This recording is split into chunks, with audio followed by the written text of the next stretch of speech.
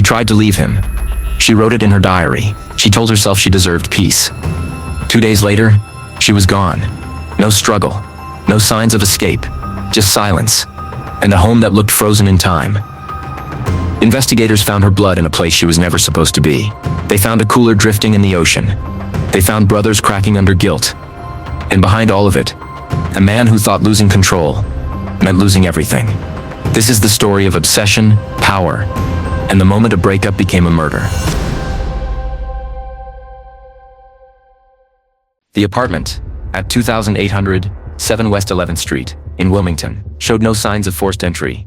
When family members and investigators stepped inside on June 29, 1996, furniture remained in place, clothing hung neatly in the wardrobe, and shoes were aligned near the bedroom wall. A half-filled water glass rested near the kitchen sink.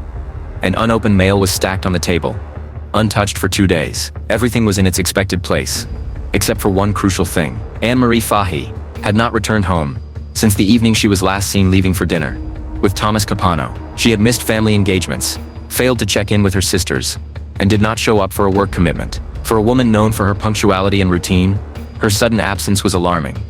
Investigators turned their attention to the timeline. Fahey had been seen dining at the restaurant, 821 in Philadelphia, on June 27th, with Capano. The staff confirmed they had been seated together throughout the evening, but no further verified sightings of Fahey existed after their departure. Her car remained parked on the street for 2 days, and her purse, containing her personal items, was missing. There were no signs of voluntary disappearance, adding urgency to the case. Personal journals revealed Fahey's troubled relationship with Capano, documenting her emotional distress, fears, and repeated attempts to distance herself. These writings shifted the investigation towards a potentially dangerous relationship, becoming central evidence for the case. As the missing person report reached the FBI's Wilmington office, the agent recognized signs of foul play involving Capano. Federal assistance was requested, and a joint team was formed, including the FBI, local police, and federal agencies. The earliest investigative step involved charting Fahey's recent movements and examining individuals in her orbit. Nearly every contact referenced her long and troubled relationship with Thomas Capano. They described his influence, emotional pressure, and intrusions into her personal life. Friends recounted recent efforts she made to withdraw from the relationship. Others reported observations of jealousy, possessiveness, and persistent attempts by Capano to monitor her activities. Each interview added structure to the emerging narrative. Investigators focused increasingly on Capano as the central figure of interest. From there, the team began collecting concrete data. Phone toll records were subpoenaed to establish communication patterns. Credit card records were examined to map travel and purchases. Surveillance of Capano began in Wilmington, monitoring his daily movements as investigators assessed possible attempts to destroy evidence or coordinate with others. At the same time, search warrants allowed investigators access to his home and vehicles. During one of these searches, forensic specialists detected small, reddish stains on the metal radiator cover and adjacent woodwork in the living room. These stains were collected and sent to the FBI laboratory for analysis.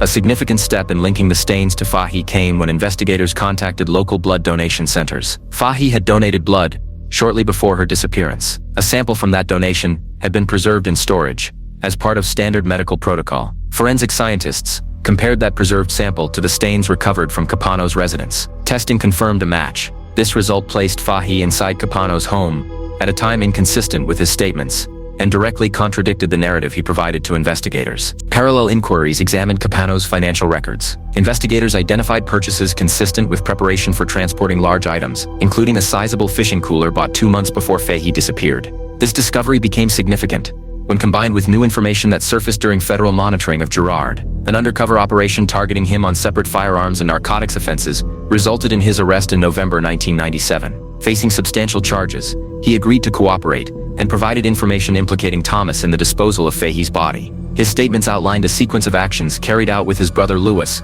who later corroborated parts of the account after reaching his own agreement with federal prosecutors.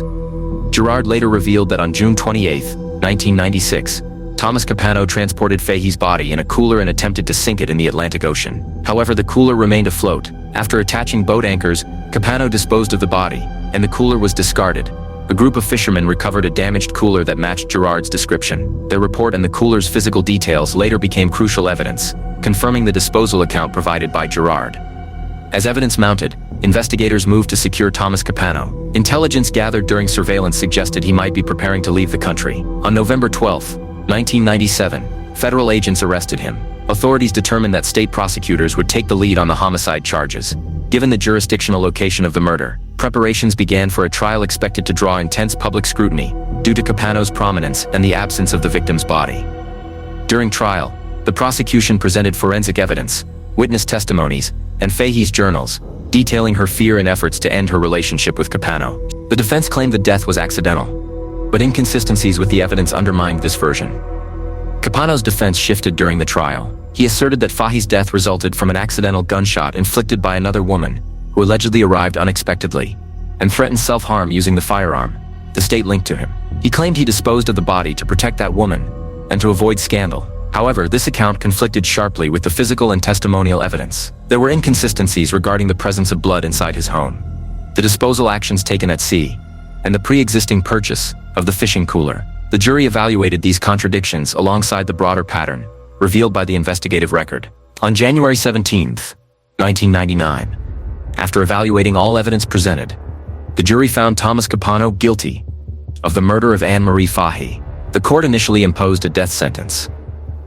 Subsequent legal review modified this to life imprisonment, without the possibility of parole. Capano was incarcerated at the James T. Vaughn Correctional Center in Delaware. In 2011, he was discovered unresponsive in his cell and pronounced dead shortly afterward. Medical examination attributed the cause of death to cardiac arrest.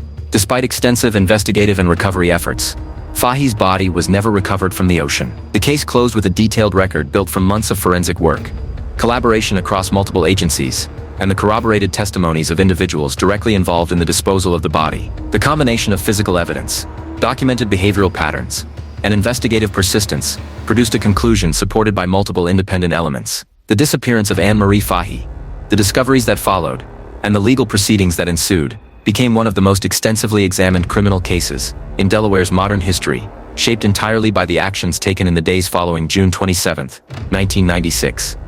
Thomas Joseph Capano had established himself as a prominent figure in Delaware's political and legal landscape. He served as state prosecutor, public defender, and city solicitor, holding influential roles under Governors Michael Castle and Thomas Carper. His career had been marked by steady success, and his large home and financial stability reflected this professional achievement. Behind his established public image, Capano led a private life, hidden from most of his colleagues and neighbors. His work gave him the freedom to spend long hours away from home, while his political connections allowed him to move through Wilmington with minimal scrutiny. He cultivated an image of control, which he used to maintain his standing both professionally and personally. Capano's marriage had deteriorated long before Anne Marie Fahey entered the picture. Tension between him and his wife grew, prompting him to seek other women. These relationships were kept secret, reinforcing his pattern of manipulation and control. Capano met Fahey in 1993, when she worked as an aide in Governor Carper's Washington office. The age difference and his established status led him to take on a mentor role, which evolved into a personal relationship. As it progressed, Capano increasingly asserted control over her. Initially supportive, Capano's behavior soon grew more controlling. He monitored Fahey's decisions and movements, limiting her independence. While portraying commitment toward her, Capano simultaneously continued relationships with other women.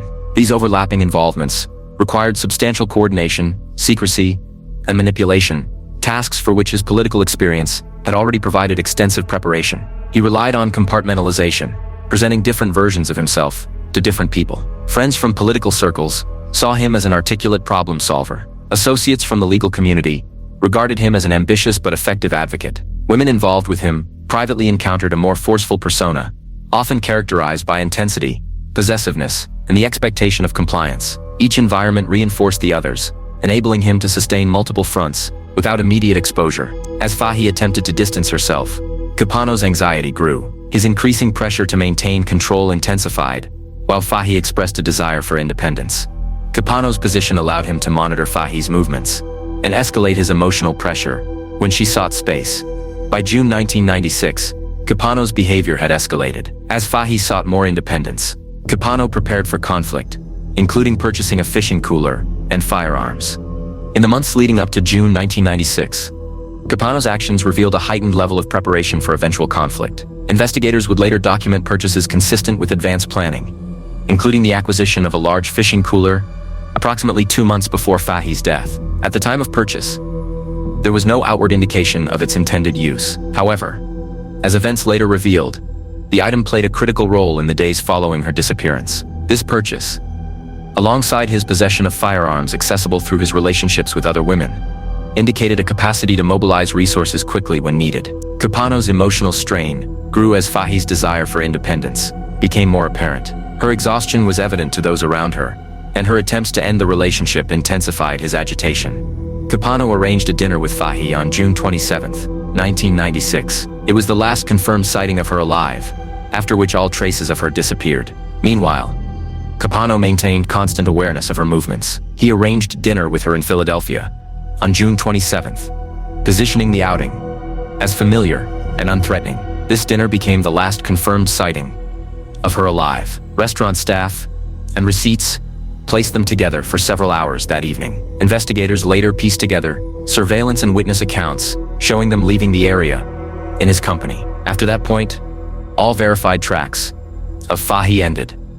Capano presented himself calmly during the investigation, but inconsistencies emerged. Bloodstains at his home were later matched to Fahey's donation, leading to contradictions in his story.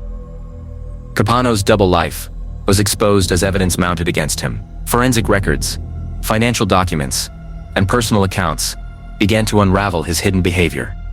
The political community that once regarded him as an ally and confidant observed the unfolding developments with growing unease. Public confidence in his integrity vanished as details emerged in court documents and news reports. Individuals who once relied on his counsel found themselves distancing from him. His colleagues within the legal field, accustomed to seeing him craft complex strategies for others, now watched as investigators constructed a case against him with equal precision. By late 1997, the investigation had revealed the full extent of Capano's manipulation. His public and private lives collided, leading to his exposure as the prime suspect in Fahey's disappearance. Anne Marie Fahey's work as scheduling secretary for Governor Carper required precision and coordination. She was known for her reliability and attention to detail, managing travel, meetings, and communications, making her an integral part of the governor's office. Outside of work, Fahey maintained close ties with her siblings and had a close-knit family that provided support. She struggled with anxiety and self-esteem, but kept these issues private, revealing little about her personal life to colleagues. Fahey's relationship with Capano began in 1993, during her time in the governor's office. Initially, it seemed stabilizing, but over time, it became more complicated. Capano offered emotional support, but Fahey's vulnerability led to an increasingly controlling dynamic. By 1994 to 1995, Fahey noticed cycles in her behavior, withdrawing and re-engaging with Capano. She attempted to end the relationship multiple times, but felt pressured to return. Her journals documented her emotional struggle and efforts to gain independence. Fahey's emotional exhaustion became visible to her family and close friends, who noticed signs of distress after her interactions with Capano. While she rarely discussed the relationship in detail, it was clear it was taking a toll on her mental and emotional well-being. Despite her personal struggles, Fahey continued to excel at work. She maintained her responsibilities without allowing personal issues to affect her performance, keeping her emotional difficulties hidden from colleagues. As her relationship with Capano frayed, Fahey sought distance, reconnecting with friends, and entering a new relationship in early 1996. This relationship offered a sense of normalcy and security, though she kept it secret from Capano to avoid conflict. Fahey increased her efforts to distance herself from Capano, limiting contact and focusing on work and her new partner. Her journals reflected a renewed determination to regain control of her life and move forward from the toxic relationship. Capano monitored Fahey closely, noticing changes in her behavior. He expressed concern and agitation whenever she distanced herself, while his own public life remained unaffected. His attention toward her intensified as she sought more space. Fahey's fear grew as she lacked the leverage to fully separate from Capano. Despite her attempts to disengage, his influence continued. Her journal entries from early 1996 reflected her gradual efforts to remove herself from the relationship. Fahey's work environment became both a refuge and vulnerability. Though she performed well professionally, Capano's connections within the governor's office meant he remained aware of her schedule and activities. By late spring 1996, Fahey's new relationship had strengthened, boosting her confidence. Friends noticed small positive shifts in her behavior. Though she remained cautious, she felt closer to breaking free from her past. Her emotional strain remained evident, but she continued to document her struggle in her journals. The pressure of distancing from Capano and his refusal to accept boundaries was a constant source of distress. In June 1996, Fahey balanced work, family, and her relationship while managing the stress of the situation. Though her family noticed signs of fatigue, they did not anticipate her disappearance. Capano contacted Fahey repeatedly during this time, and while she avoided some requests, she agreed to meet him for dinner on June 27th. She seemed distracted earlier that week, but agreed to the dinner in an effort to maintain civility. The dinner became the last confirmed sighting of Fahey. She spent several hours with Capano before leaving the restaurant under his supervision. Witnesses confirmed they left together, but no verifiable records place her beyond that point. By June 29th, Fahey's absence became a concern. She missed appointments and failed to contact her family or partner. When they visited her apartment, they found no signs of her return, prompting them to contact authorities. Fahey's journals became central to the investigation. They revealed her attempts to distance herself from Capano and the distress she felt in doing so. The entries also confirmed her intention to move forward with her life, not disappear. Fahey's struggle for independence became the foundation of the case against Capano. Her journals, along with observations from those closest to her, painted a clear picture of her emotional journey and the obstacles she faced. In the end, Anne Marie Fahey's silent struggle formed the heart of the investigation. Her pursuit of independence and the fear of being controlled by Capano set the stage for the case that followed. On June 27, 1996, Anne Marie Fahey's day began normally. Working in Governor Carper's office, she maintained her usual routine, managing appointments and preparing materials for the governor. There were no signs that she anticipated any trouble or felt unsafe that day. Fahey left work at the usual time and went to meet Capano for dinner. There were no signs of concern or hesitation. The dinner had been planned in advance, and Fahey continued her efforts to maintain civility while trying to withdraw from the relationship. Capano's day unfolded similarly to Fahey's, with no visible disruptions. He attended to professional obligations and maintained his usual routine, preparing for the dinner in a calm and orderly manner. He traveled freely and met with individuals who required his counsel, acting with outward confidence and composure. As far as records show, his day contained no dramatic deviations. He anticipated the dinner and proceeded with no visible disruptions to his daily schedule. At Restaurant 821 in Philadelphia, Fahey and Capano dined without any visible tension. The staff observed them dining calmly, with no signs of conflict or distress. Their presence blended in with other patrons, and no unusual behavior was noted. Witnesses and restaurant records confirmed that Fahey and Capano spent several hours together. They left together after the meal, marking the last confirmed public sighting of Fahey. After the dinner, Capano transported Fahey back toward Wilmington. No verifiable sightings placed her at her apartment, and her car remained where it had been earlier. Investigators found no signs that she returned home. The investigation reconstructed the hours following the dinner by analyzing phone records, traffic patterns, and Capano's statements. No evidence suggested an unexpected detour or emergency, and all paths pointed back to Capano. Capano initially described the evening as peaceful, but blood evidence inside his home contradicted his account. Forensic analysis confirmed the blood matched Fahey's donation, indicating she had been inside his home. The forensic evidence linked Fahey's final hours to Capano's home, eliminating the possibility that she disappeared voluntarily. Investigators focused on reconstructing events inside his residence and examined potential disturbances, but found none. In the absence of Fahey's body, Capano's actions and statements became critical. His coordination with his brothers raised suspicions, and financial and communication records provided key evidence supporting the timeline of events. Although the exact moment of violence was not witnessed, investigators confirmed that Fahey fell under Capano's control immediately after the dinner. Financial records, phone logs, and gaps in Capano's activities pointed to the murder occurring shortly afterward. Witnesses who interacted with Capano after the dinner observed his unusual behavior, including preoccupation and changes in routine. He attempted to maintain normalcy, but soon involved his brothers in disposing of the body. Witness testimony gathered later from those who interacted with him in the days following the dinner strengthened this narrative. While none reported explicit confessions, they observed changes in demeanor, unusual preoccupation, or abrupt changes to his routine. He attempted to maintain outward normalcy, attending meetings and carrying out work obligations. However, the pressure of concealing his actions soon led him to involve his brothers in the disposal effort, a decision that widened the investigative trail rather than concealing it. Fahey's complete silence after the dinner marked a dramatic shift from her usual routine. She failed to contact anyone, make purchases, or engage in any recorded activities, confirming she was likely killed shortly after leaving the restaurant. June 27th marked the final attempt for Capano to regain control. as Fahey had been increasingly distancing herself. The dinner was his last opportunity to assert influence, and it ultimately led to her death. Fahey's plans for the evening and the following days indicated she expected to return home after dinner. There was no sign she intended to disappear or leave her life behind. The blood patterns in Capano's home suggested the attack was sudden and occurred in the living room. Investigators concluded that the body was moved quickly after the attack. No evidence suggested the presence of anyone else that night. Capano's ability to maintain normalcy the following day indicated that he quickly removed evidence and coordinated with his brother regarding the disposal. Investigators' findings clearly established that Fahey's disappearance was not voluntary. Every detail tied her final moments to Capano, making him the sole person responsible for her death. The investigation, fueled by physical, forensic, and testimonial evidence, ultimately shifted from uncertainty to a unified pursuit of justice. June 27th marked the end of Fahey's independent life and the collapse of Capano's double life. Fahey's journals revealed her emotional struggles and attempts to distance herself from Capano. These entries shifted the investigation's focus to Capano, indicating that his behavior may have escalated.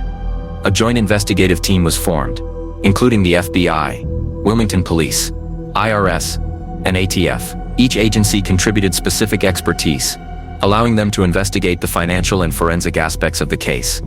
The team constructed a timeline of Fahey's movements, including her departure from work, dinner with Capano, and their time at restaurant 821. They also tracked credit card receipts to confirm their actions. The investigators subpoenaed phone records, identifying unusual patterns and gaps in activity. They also examined emails and messages, which revealed tensions and inconsistencies in Capano's narrative. Capano's behavior was closely monitored. Despite his attempts to maintain composure, subtle signs of unease suggested he was aware of the growing scrutiny. The blood stains in Capano's home matched Fahey's recent donation, a key piece of evidence that contradicted his statements and placed her inside his home. A fishing cooler purchased by Capano in April 1996 became central to the case. It was later linked to the disposal of Fahey's body, as confirmed by his brother's testimonies. FBI profilers reviewed journals and statements, noting patterns of control and manipulation consistent with domestic violence. This analysis helped interpret Capano's behavior and predict his actions. Capano's handwritten timeline noted being with his brother Gerard in Stone Harbor, which raised suspicions. Investigators soon began to suspect the brothers' involvement in the disposal effort. The cooler, recovered by fishermen, was linked to Capano through ballistics analysis and purchase records. This evidence tied the disposal story to Capano's actions. The evidence, including the blood in Capano's home, the timeline of events, the brothers' testimonies, and the cooler, created a coherent narrative linking Capano to Fahey's disappearance.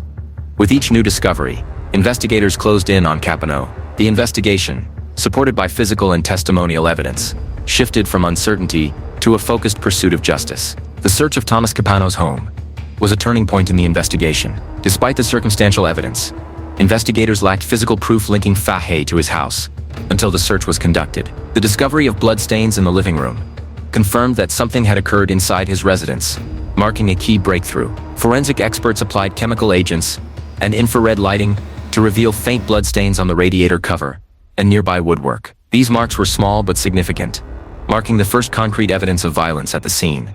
The blood samples were sent to the FBI lab for comparison with Fahey's preserved blood donation. The match confirmed the blood was hers, establishing that she had been in Capano's home after the dinner. DNA testing confirmed the blood matched Fahey's donation. This evidence contradicted Capano's story, placing her in his home after they left the restaurant, directly linking him to her disappearance. The bloodstains eliminated theories of voluntary disappearance and confirmed violence inside Capano's home. This discovery became the foundation of the prosecution's case, proving she entered the house and never left alive. Forensic analysis of the stains suggested a rapid event, with limited blood spatter. Investigators mapped out the room and considered how the body could have been moved quickly afterward. Investigators found signs of recent cleaning around the stains, raising suspicions of attempted concealment. Although cleaning agents couldn't be directly traced, this observation supported the narrative of a cover-up. The location of the stains also guided investigators toward the next phase, determining whether additional traces had been concealed or cleaned. Specialists conducted repeated examinations of the surrounding surfaces, including flooring, baseboards, upholstery, and nearby walls. While no large stains were located, the search revealed areas that appeared recently cleaned. These areas lacked the chemical signatures that older sections of the home displayed. The difference in condition raised suspicion, although the cleaning agents used were insufficiently traceable to serve as primary evidence. Nevertheless, This observation supported the broader narrative of attempted concealment. Capano's timeline and statements were inconsistent with the forensic evidence. The presence of Fahey's blood contradicted his claims, and his brother's involvement in the disposal effort. Investigators searched Capano's home for any tools or items used in the disposal, but the cooler was not found. However, its absence became important once store records linked it to Capano's purchase. A search of Capano's vehicle found no evidence linking it to the crime, which aligned with the theory that the body was transported in the cooler. The lack of blood in the car suggested careful planning. Investigators confirmed that no one observed Capano carrying large items from his home. His brother's statements, which fit the timeline, indicated that the cooler was removed at night, without drawing attention. The blood evidence expanded the investigation into Capano's financial records, revealing purchases related to body disposal. The cooler's purchase aligned with the escalating tension. Interviews with Fahey's family and friends confirmed her desire to end the relationship with Capano, reinforcing that she had no intention of disappearing. Her journals supported this narrative, showing her struggle to break free. Capano's initial claim of a peaceful parting was disproven by the blood evidence, which indicated violence. When confronted, he altered his story, but the bloodstains contradicted every part of his revised account. With the blood evidence confirmed, Capano's brother's testimonies gained credibility. Gerard's description of transporting the body fit with the forensic timeline, adding weight to the case against Capano. The blood evidence served as the foundation for the entire investigation, linking Capano to the crime and validating every subsequent discovery, including the cooler, the boat trip, and the anchors. Forensic experts prepared to explain the significance of the bloodstains in court, demonstrating how they disproved Capano's claims and supported the prosecution's narrative. News of the blood match spread quickly, shifting public perception. Capano's reputation eroded, and the case moved from uncertainty to near certainty in the public mind. The bloodstains were the key piece of physical evidence, confirming the crime's location and disproving Capano's account. Everything that followed, from the disposal to the trial, traced back to them. The blood evidence transformed the case from a missing person investigation to a homicide investigation. It provided the solid foundation needed to pursue the truth and build a prosecutable case. The blood confirmed the crime scene, Capano's involvement, and his brother's roles. With the evidence in hand, the investigation moved toward prosecution. As investigators advanced, attention turned to Thomas Capano's brothers, Gerard and Louis. Initially peripheral, their involvement became apparent through inconsistencies in Capano's statements and links to the period following Fahey's disappearance. A key clue emerged in Capano's handwritten timeline, which mentioned being with Gerard in Stone Harbor on June 28. This detail, combined with forensic evidence, raised suspicion about their role in the cover-up. Investigators delved into Gerard's background, uncovering a history of illicit activities. His relationship with Thomas suggested he could be pressured into assisting with evidence disposal. The FBI initiated an undercover investigation into Gerard for unrelated crimes, gaining valuable insight into his potential willingness to cooperate. This set the stage for his eventual cooperation in the case. Phone records and a trip to Stone Harbor further linked the brothers to the disposal effort. Investigators found that Gerard owned a boat, which provided access to the offshore location where Fahey's body was disposed of. Investigators tied Capano's purchase of a large cooler to the disposal. The cooler's size and practicality aligned with the timeline of Fahey's murder and the brothers' involvement. In late 1997, after Gerard's arrest, he cooperated, describing how the brothers transported Fahey's body in the cooler and disposed of it offshore. His testimony filled in the gaps of the disposal narrative. Louis, the eldest brother, confirmed parts of Gerard's account under pressure. His cooperation further solidified the case, linking the brothers to the coordinated cover-up. The cooler's recovery by fishermen in 1997 provided physical corroboration of the brothers' story. The cooler matched the description of the one used in the disposal, confirming key details of Gerard's account. Forensic examination confirmed that the cooler was the same model Capano had purchased. The shotgun holes matched Gerard's description, and the location where the cooler was found aligned with the disposal site. The evidence, including Fahey's blood, the cooler, and the brothers' testimonies, formed a coherent narrative that validated the disposal and Capano's role in the murder. Investigators corroborated the timeline, confirming the boat trip and the disposal window, strengthening the case that the murder was premeditated and well coordinated. The brothers' cooperation revealed how deeply the crime had spread through the family. Thomas had used his influence to involve them in the cover-up, making their testimonies crucial for the prosecution. The brothers' admissions, combined with forensic evidence and surveillance data, completed the narrative of the murder and its cover-up. Investigators had the evidence needed to move forward with prosecution. The brothers' testimonies reshaped the prosecution's case, turning it from suspicion to certainty. Their cooperation provided the missing pieces and made the case against Thomas Capano stronger. The brothers' involvement exposed the full extent of the crime and the cover-up. The investigation shifted from a search for a missing woman to a complete reconstruction of the murder and its aftermath. In the early hours of June 28th, Capano began the process of eliminating evidence. The fishing cooler, purchased months earlier, became central to his plan to transport and conceal Fahey's body. Capano enlisted his younger brother Gerard to help with the disposal. They met in Stone Harbor, where Gerard kept his boat, positioned for an offshore trip to dispose of the body.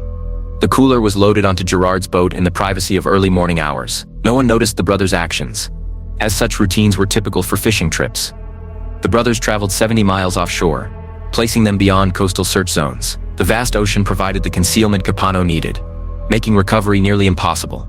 Upon reaching the desired location, the cooler failed to sink, floating instead of submerging. This presented a risk, as it could be discovered by passing vessels. Gerard fired shotgun blasts into the cooler, attempting to puncture it and sink the body. Despite the damage, the cooler continued to float due to its foam insulation. After the cooler failed to sink, Capano attached anchors to Fahey's body, ensuring it would sink. The body was then released into the ocean, while the damaged cooler was discarded separately. Forensic analysis confirmed the cooler matched Capano's purchase. The damage from the shotgun blast and the location of the cooler's recovery aligned with Gerard's account, providing physical evidence of the disposal.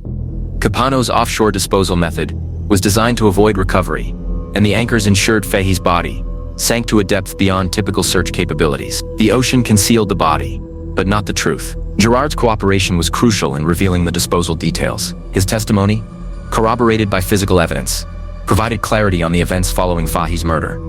The cooler's recovery confirmed the brothers' story. Forensic experts matched the damage and purchase records, validating the sequence of events and linking the cooler to the disposal. Investigators corroborated the timeline, confirming the brothers' offshore trip was feasible. Weather and ocean conditions aligned with their account of the disposal. The disposal method demonstrated premeditation and a coordinated effort to obstruct justice. The brothers' actions confirmed their involvement in concealing the crime. The cooler, anchors, and testimony formed a coherent case. The brothers' admissions and the physical evidence supported the prosecution, despite the lack of a recovered body. The discovery of the cooler marked a turning point, revealing how the concealment effort backfired. The cooler's reappearance contradicted Capano's intent and became vital evidence in the case. The disposal at sea, initially a secretive attempt to erase evidence, became a defining element of the case. The cooler and other physical evidence linked Capano to the murder, despite the lack of Fahey's remains. The cooler's emergence as physical evidence marked a pivotal moment in the investigation. It provided tangible proof of the disposal method, tying together the brothers' testimony and the forensic findings. The cooler had been purchased by Capano before Fahey's disappearance. Gerard's testimony described the cooler's use in transporting Fahey's body and the shotgun attempts to sink it, which matched later forensic findings. Days after the disposal, fishermen found the cooler floating. They repaired it and used it for fishing until media reports about its connection to the case prompted them to contact authorities. When the cooler's significance became public, a fisherman recognized it and contacted the FBI. Their identification led to the cooler's recovery and confirmed key details about the disposal. The cooler was examined by the FBI, confirming the shotgun damage matched Gerard's account. The cooler's condition, though altered by repairs, provided essential forensic evidence. Ballistics analysis confirmed the holes were made by shotgun blasts. The cooler's serial number and purchase records tied it to Capano, further linking it to the disposal narrative. Oceanographic analysis confirmed the cooler's recovery location, aligned with Gerard's description of the disposal site. The cooler's floating pattern matched the brothers' account. The cooler became a vital piece of evidence, corroborating the brothers' testimony and reinforcing the timeline of the disposal. It transformed the case into one anchored in physical proof. Investigators used the cooler's size and condition to reconstruct the disposal method, confirming the sequence of events. The shot patterns and buoyancy of the cooler supported the brothers' account. The cooler's purchase months before the murder no longer seemed coincidental. It had become central to the disposal plan, proving Capano's premeditation and his effort to conceal the crime. The fisherman's cooperation, while accidental, provided vital details that validated Gerard's testimony and confirmed the cooler's role in the disposal. In court, the cooler became one of the most compelling pieces of evidence. Its condition and damage provided a concrete representation of the disposal effort, reinforcing the prosecution's case. The cooler's recovery validated the multi-agency approach to the case, confirming the timeline and reinforcing the investigative team's methods. The cooler didn't resolve every question, but it proved the disposal method. The forensic blood evidence inside Capano's home and the cooler confirmed the sequence of events. The cooler's journey, from purchase to recovery, formed a narrative that couldn't be dismissed. It became an undeniable piece of physical proof, linking Capano to the crime. The cooler symbolized the unpredictability of criminal concealment. It reappeared despite efforts to hide it, proving that no detail should be dismissed as lost. In the investigation's broader context, the cooler confirmed the brothers' involvement and solidified the case. It linked the crime to Capano's actions, reinforcing the forensic narrative. The cooler provided the final piece of physical evidence needed to prove the crime. It anchored the case in verifiable facts, transforming the narrative from suspicion to certainty. Thomas Capano's arrest on November 12, 1997, marked the beginning of a high-profile trial. The case was built on months of evidence, despite the absence of a body, focusing on behavioral patterns, forensic evidence, and corroborated testimonies from his brothers. The courtroom was packed with observers, including Fahey's family, legal experts, and law enforcement agents. The high-profile nature of the case was evident in the presence of federal and local investigators. The prosecution established a clear timeline of Fahey's last movements, demonstrating that her disappearance contradicted Capano's claims. The case shifted toward proving his involvement through forensic evidence and witness testimonies. Forensic experts explained how the bloodstains in Capano's home were matched to Fahey's blood. This evidence placed her inside his home and contradicted Capano's peaceful parting narrative. Next, the prosecution presented Fahey's journals. Investigators had collected these journals from her apartment during the missing person search. They contained entries documenting her emotional distress, her attempts to separate from Capano, and the deepening tension of their relationship.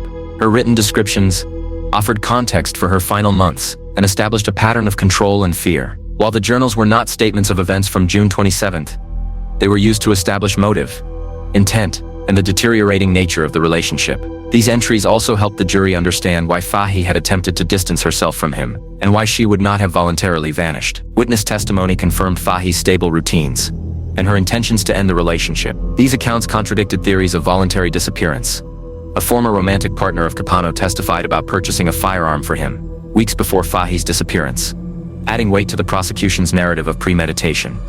Gerard and Luis Capano's testimony was central to the prosecution. Gerard described his involvement in the disposal of Fahey's body, while Luis confirmed his role in helping conceal evidence. The cooler, recovered by fishermen, was shown to match Capano's purchase in Gerard's description. This became the most concrete physical evidence linking the brothers to the disposal of Fahey's body.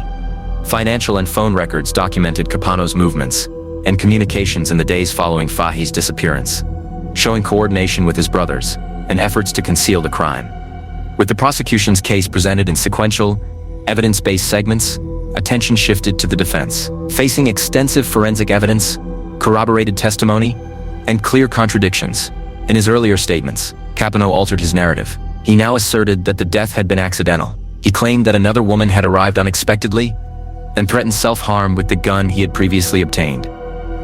He then claimed that a struggle ensued and that the gun discharged accidentally, killing Fahey. Based on this version, he argued that the disposal of the body had been motivated by panic and fear of scandal, rather than deliberate violence. The prosecution emphasized that Capano's narrative did not align with the forensic evidence, his brother's testimony, or the physical evidence, proving his story was false. The defense attempted to discredit the brothers, but the physical evidence, including the cooler and blood stains, reinforced their testimony and the prosecution's case. The defense attempted to challenge the brothers' motives, suggesting that they cooperated to reduce sentence exposure. However, prosecutors countered that the material evidence, the cooler, the shotgun damage, the matching purchase record, and the blood stains, aligned precisely with the brothers' descriptions, independent of their motivations. The prosecution argued effectively that their testimony was not the basis of the case, but rather a reinforcement of an evidence trail already established through physical and forensic means. The prosecution built a strong, evidence-based case that connected Fahey's disappearance to Capano's actions. Every piece of evidence supported the others, reinforcing the narrative of premeditation and concealment. The defense argued that reasonable doubt existed due to the absence of a body, but the prosecution countered with strong circumstantial and forensic evidence, leaving no doubt of Capano's guilt. The jury found Capano guilty on January 17, 1999. He was initially sentenced to death, but the sentence was later modified to life imprisonment without parole. The trial, which became a landmark case in Delaware, showed that a case built without a recovered body could still result in conviction through solid forensic evidence and detailed testimony. Public reaction to the verdict was immediate, with extensive media coverage, highlighting the case's complexity and Capano's position in Delaware's political community. Capano filed appeals challenging the conviction and sentence. The death sentence was later reduced to life imprisonment, without parole after judicial review. Capano served his sentence in prison, maintaining a low profile. Despite occasional legal motions, his conviction remained intact, and he continued to be scrutinized by the public and media. In 2011, Capano was found dead in his cell from cardiac arrest. The case reached its final legal closure, but Fahey's body was never recovered, leaving a permanent gap in the resolution. Fahey's family was left without closure due to the absence of her remains. Despite extensive searches, the ocean concealed the final evidence, leaving a symbolic void. The case became a reference point in Delaware for its use of circumstantial evidence and forensic work to secure a conviction without a recovered body. It also highlighted the risks of power imbalances in relationships. The case was used in investigative training programs and legal discussions on no-body homicide trials, serving as a model for how to build a case with circumstantial evidence and corroborated testimony. The case, while officially concluded with Capano's death, remained a powerful example of the importance of evidence, investigation, and persistence in uncovering the truth. Despite Capano's conviction, the absence of Anne Marie Fahey's body left an enduring void. The case established a clear narrative through evidence, but the missing body remained the central unresolved element. Fahey's family focused on preserving her memory, despite the painful revelations in court. The testimonies about her struggle and the finality of her fate left an emotional gap that the family worked to fill with dignity. The cooler, recovered months after the disposal, became a key piece of evidence, linking the brothers' testimony to physical events. It was preserved as part of the case file, symbolizing the persistence of the investigation. Capano's fall from grace sparked discussion about the boundaries between political access and personal misconduct. His case became a reference for discussions about professional vulnerabilities and dual identities. Capano's appeals were unsuccessful, and his death sentence was reduced to life imprisonment, without parole. He remained in prison, isolated from the public attention he once commanded. In prison, Capano maintained a low profile, living a routine life. His name gradually receded from public attention, resurfacing only in retrospective crime discussions. Capano died of cardiac arrest in 2011, closing the final chapter of the legal case, though Fahey's body was never found, leaving a gap in the investigation. Fahey's family focused on memorializing her legacy. Despite the lack of a body, they established a scholarship fund and ensured her character was remembered beyond the crime. Fahey's case became a key example in domestic violence awareness, highlighting how psychological control can escalate into violence. The case's documentation served as an important educational resource. Journalists and scholars continued to study the case, examining how circumstantial evidence and forensic work could secure a conviction without a body. Investigators reflected on the alignment of circumstances that led to a successful conviction, citing key evidence such as the blood sample, the cooler, and the brothers' cooperation. The case remains a shocking reminder of the vulnerability of individuals in coercive relationships and the dangers posed by those in positions of power and influence. The case closed with an enduring recognition of the tragedy. Fahey's disappearance and Capano's actions were fully documented, but her body remains lost to the ocean. The case stands as a testament to persistence, precision, and the pursuit of truth. Despite obstacles, the legal resolution contrasts with the permanent absence of Fahey's body, which will forever remain hidden beneath the Atlantic. Like, share, and subscribe to stay with the mystery crime for new cases.